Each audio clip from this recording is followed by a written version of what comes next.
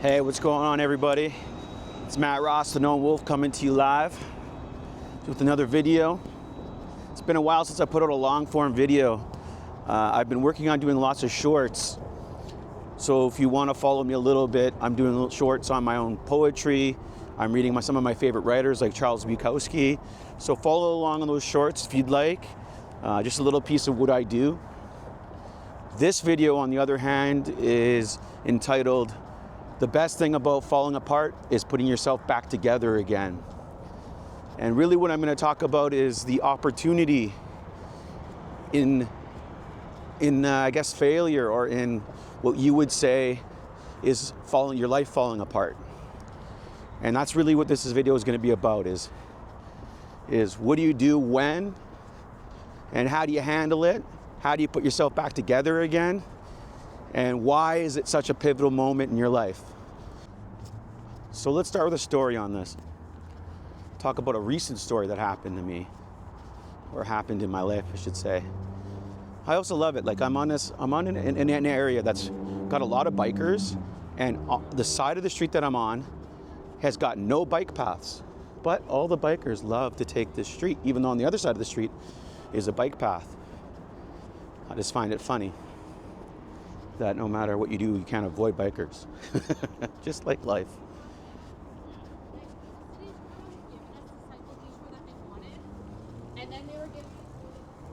So, there they go.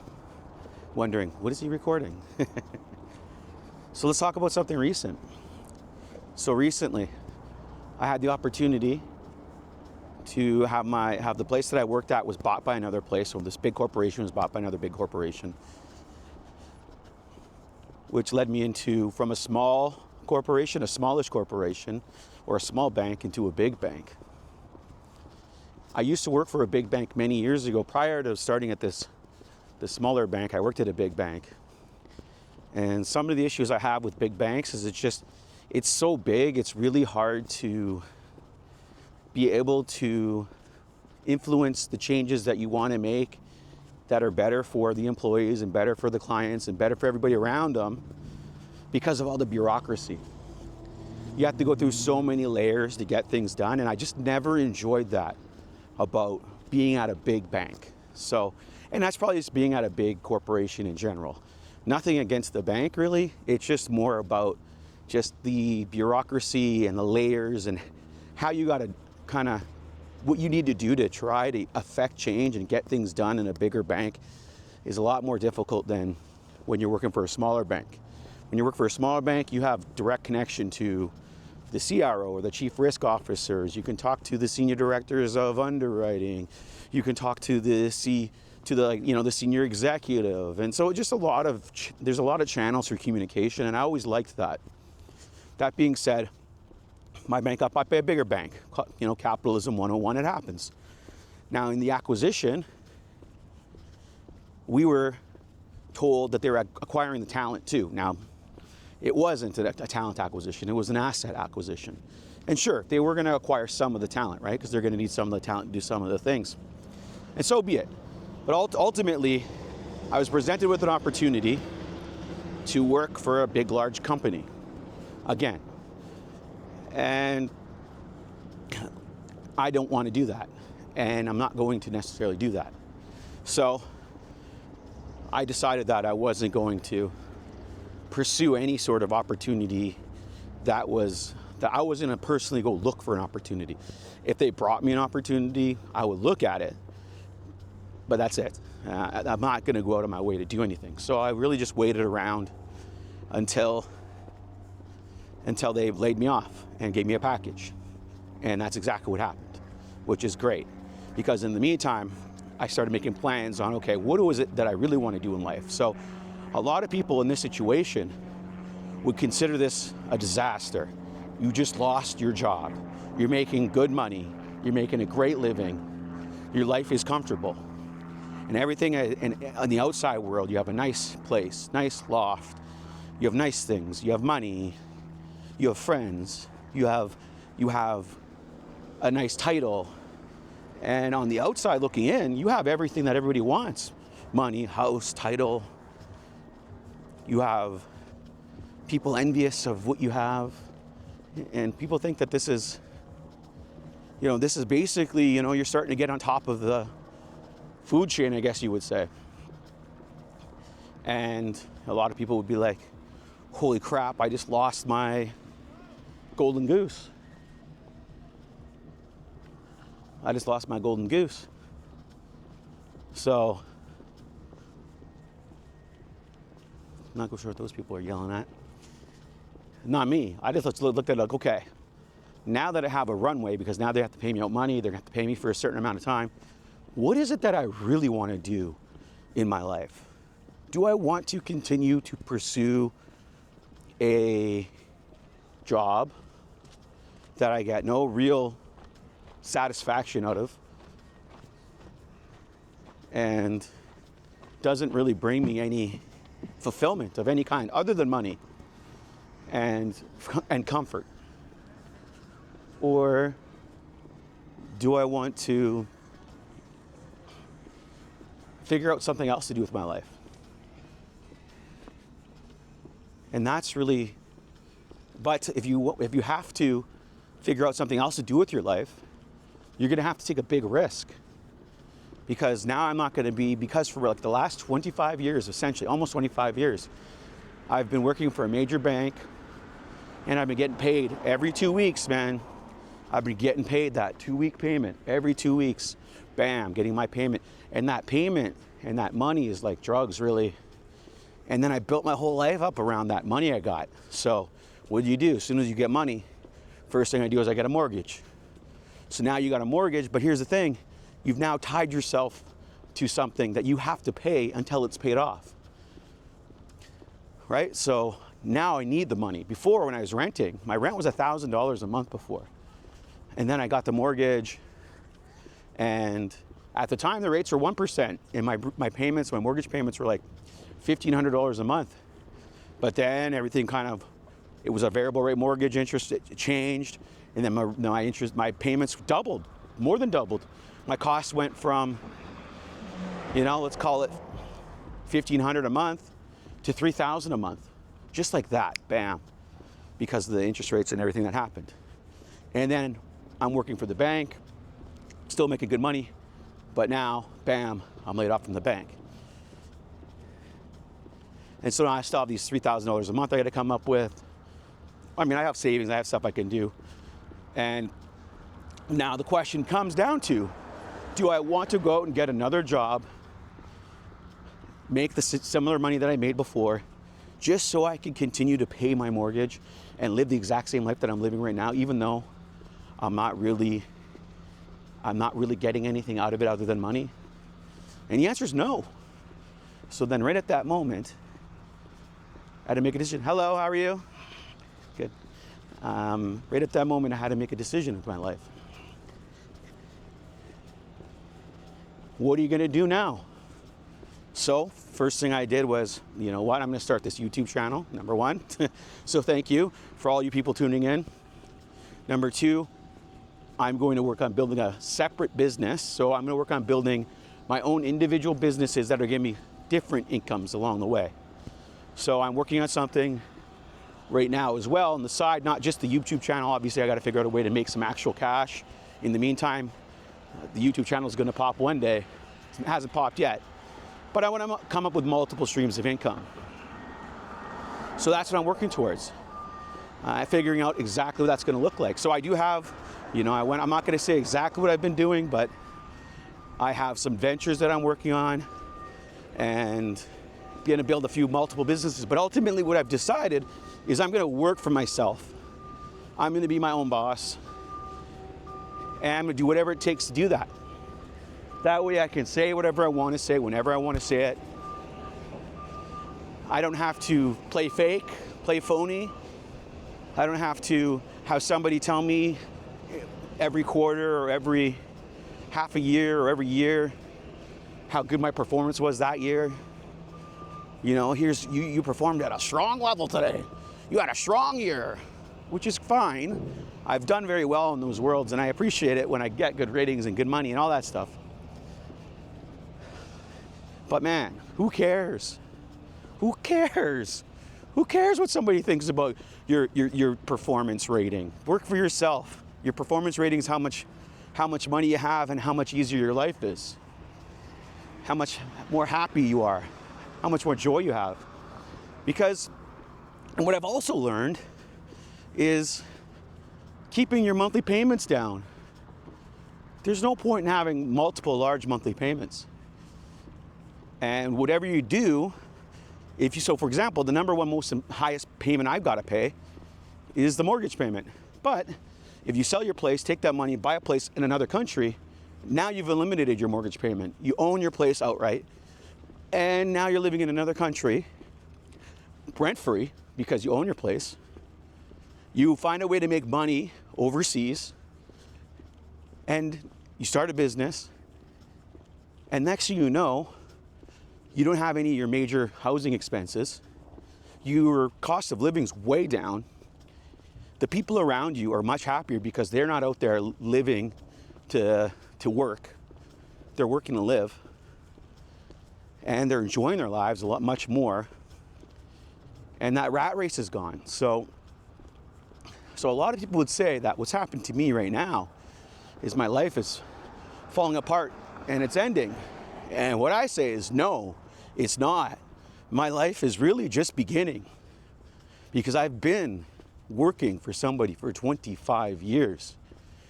And whether you want to call that indentured servitude, whatever it is. What's going on over here? This guy's standing on the bridge.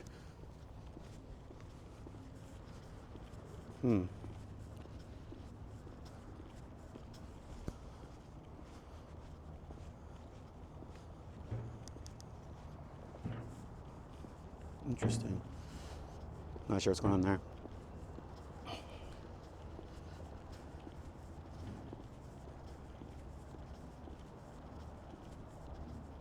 On his bike. Anyways, what was I saying? Yeah, indentured servitude. And, you start counting out how much money you're paying in taxes, whether it be income tax, federal income tax, provincial tax, when you're paying all these different fees. That's nice out here. What's this?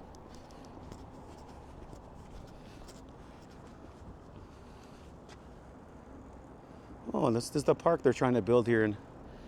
It's called the Portland Projects in Toronto. And then you start really doing the math on, okay, let's say you make $100,000 a year. Now you subtract out the federal tax, you subtract out your income tax, you subtract out your provincial tax, you subtract out, what is it called, your retirement, what do they call it? Canada, they take out something for that, so they have to pay you when you turn 65. And then you have your taxable benefits, which you also get taxed on. And then you leave your house to buy something, and there's tax on that. And then you start looking at every dollar you spend, how much money you have, how much money it takes for you to get that dollar in your hand. And it's an astronomical amount of money. I mean, astronomical. And then you start thinking to yourself, you know what? Let's say you make $100,000 a year at a corporate job. If you don't work for a corporation and you create your own corporation, you can reduce your tax rate from say 30 or 40%, say 12%. And there's so many things you can write off, and there's so much more control you have in your life. So I would say, so then I started thinking, okay, how can I take some of the knowledge that I have now and turn that into a money-making business where I can be hired as a contractor, or I could just create my own flow of money, currency. Like, that's why they call money currency, right? It's a flow, just like a current flow. AC/DC, currency. It flows from you to me. So then that's got me thinking, and I'm like, okay. Also, when you work for a major corporation, you can't just go on the internet and say whatever you want. There's so many things you can be fired for. So I just figured there would be a lot more freedom. And so this is the path I've chosen. And so on the outside, looking in, people might be thinking to themselves, and not that other people's opinions matter, whether it's your friends or your family or anybody. Nobody's opinion matters about you, by the way. And most people don't even tell you their true opinion on you. Most people hide it. Let me cross the street here. So don't let anybody's opinion bother you, because it doesn't matter at the end of the day. It really doesn't. And so I started making these little videos, and I started working towards getting a license. I'm not going to say what license I got, but let's just say I passed the test, I got the license. And now I'm coming up with ideas. Okay, now what am I going to do? And how am I going to live? How do I want to live? Who am I? What do I want? What vocation do I want? I don't want a job. I don't want an occupation. I don't want something just to occupy my time for money. I mean vocation. What am I meant to do with my life?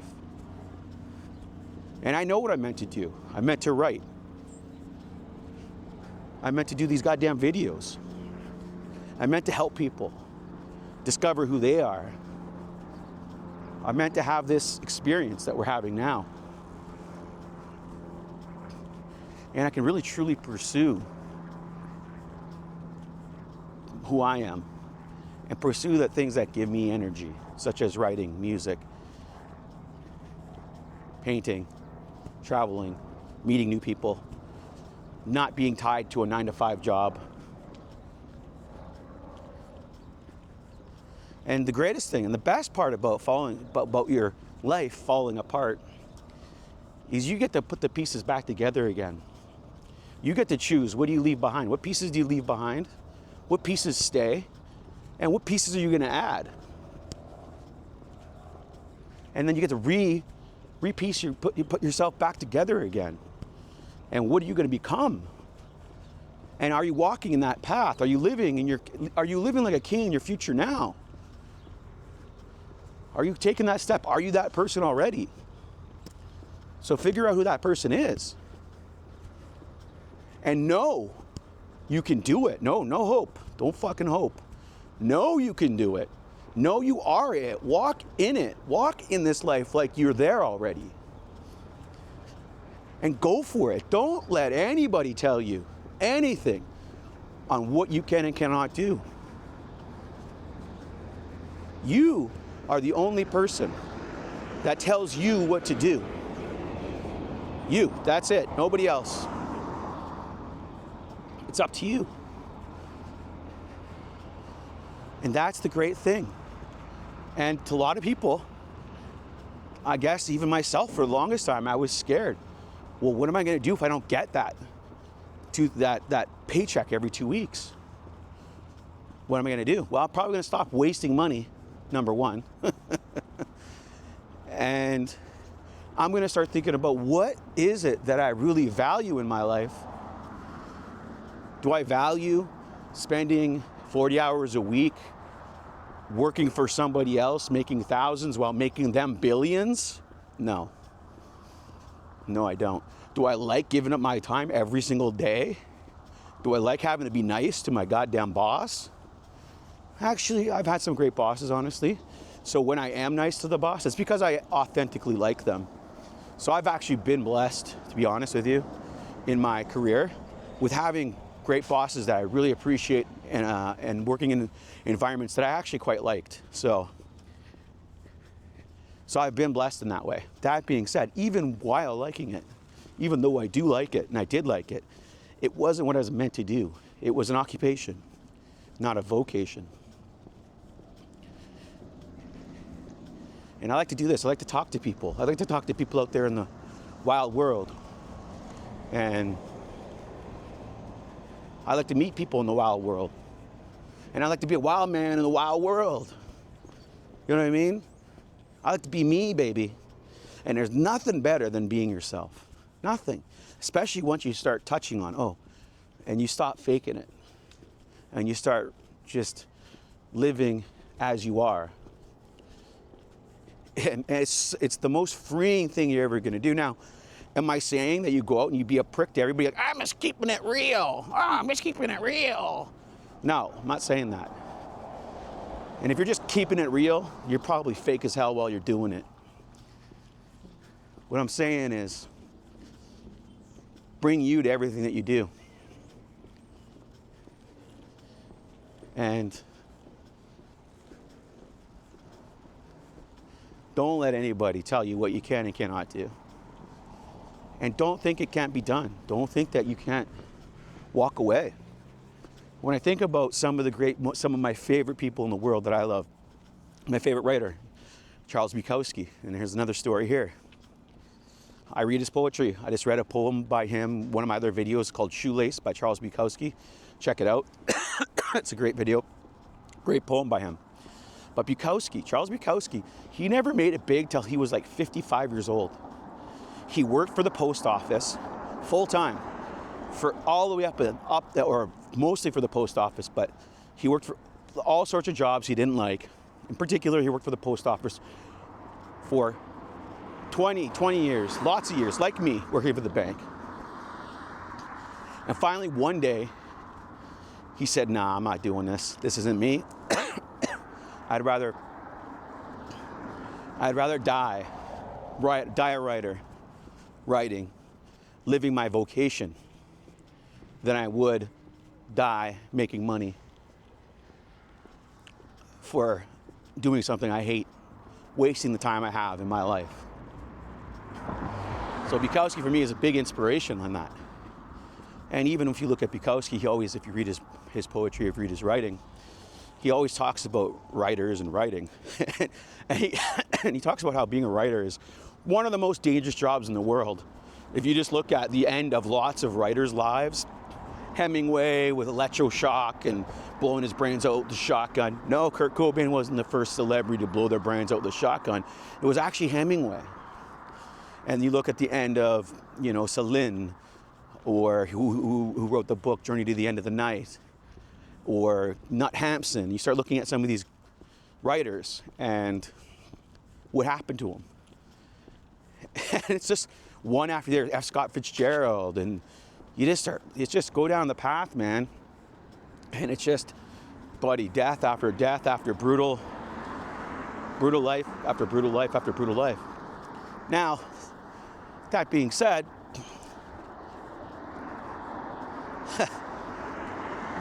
I found that funny that he wanted to give up everything to be a writer, knowing the dangers of writing. But if you're chasing your vocation, that doesn't matter. Fear doesn't come into it.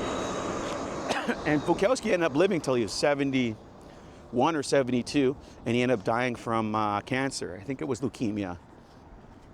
But he lived the life that he wanted to live. And there's a lot in it. There was a lot going on in his life. There was fighting, there was fucking, there was drinking. There was debaucherous acts. There were acts of kindness. He loved cats. He loved animals. He loved people. No, he did not love people. I shouldn't say that. He loved the stories he could take from people, I would say. And one of his famous sayings is, don't try. And I think that what he means by that is do it. Do it. And there will be failure along the way. And failure is nothing but a lesson. But do it. That's it. Do it. Do the work. And that's what he means by don't try. Do it. And accept whatever comes your way. And accept the failure, accept the success, accept the lessons, accept the things that are happening. Just do it, man. And that's what it came down for me, is when finally, here I am looking at the rest of my life. I'm at this big crossroads in my life. And I could go down this crossroad. I've had many crossroads in my life, but one crossroads is I bite my lip. I go to the boss that I was assigned at my new corporation. I bend the knee. I kiss his ass. I tell him everything he wants to hear. I'll tell them I'll do anything to get a job there, to work there, to make the money that I was making, so I can hold on to this life I've got that brings me no meaning.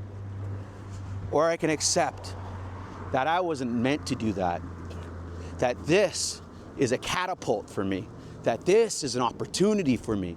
That this is what I've been waiting for, and I should not have been waiting this long, but now I have this opportunity, and I'm going to take this opportunity, and I'm going to show the whole world, myself included, that this can be done.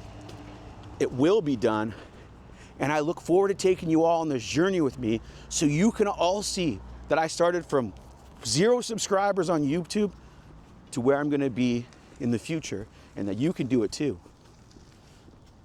So,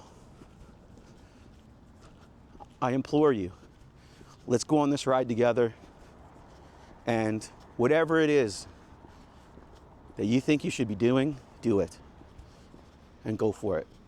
Follow my journey, and I'm going to show you everything that I'm up to. Oh wow, what's this? And you come along on this journey with me, and see that it can be done.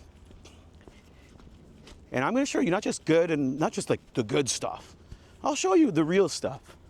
Is it working? Is it not working? But come on this journey with me. And remember, if something's happened to your life, if your wife's leaving, if you're getting divorced, if your pet dies, your dad's sick, your mom's sick, bad stuff's happening to you all over the place. You hate your job, you hate your boss. Ask yourself a few questions, and if you dislike your boss, let's say, or your wife, you're unhappy with your wife, ask yourself, if you were your own boss, would you want to report to you? Would you want you as your boss in life? And if the answer is no to that question, then you really need to take some time to process that. Would you want to be the husband to your wife? If you had the choice, would you want you as your spouse? Would you? And what's the answer to that question? Because a lot of time when we say, I don't like my spouse, I don't like my job, I don't like this, I don't like that, a lot of the time you're saying something about yourself. You don't know it yet. So ask yourself, would you want you to be your best friend? Would you?